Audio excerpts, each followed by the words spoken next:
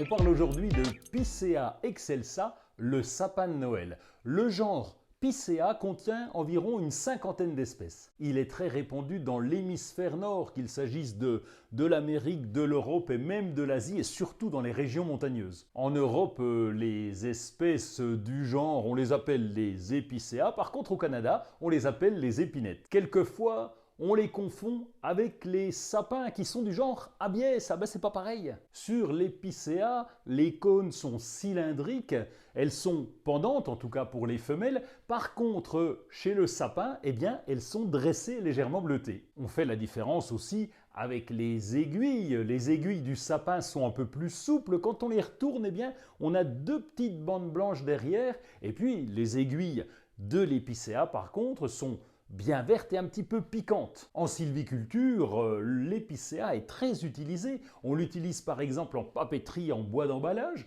On l'utilise pour des charpentes, pour faire des poteaux et même des instruments de musique. En jardin, on va plutôt l'utiliser dans les jardins de montagne. Au-dessus de 800 mètres d'altitude, c'est parfait parce qu'il a besoin de beaucoup de fraîcheur, beaucoup d'humidité.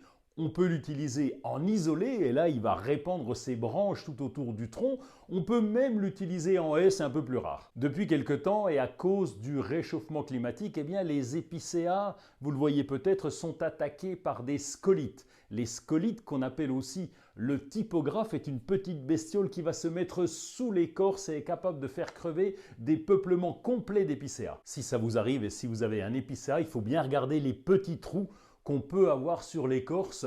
Et là, malheureusement, il n'y a pas de solution efficace pour l'éliminer. Pour éliminer ce scolite, il faudra donc couper l'arbre. Alors ce scolite ne fait qu'une quinzaine de mètres. Donc on va couper tous les arbres qui sont à 15 mètres de diamètre environ depuis l'épicéa qui est infesté. Bon, mais ne restons pas sur une note aussi négative. L'épicéa, c'est aussi le sapin de Noël, même s'il a tendance à être remplacé par le Norman.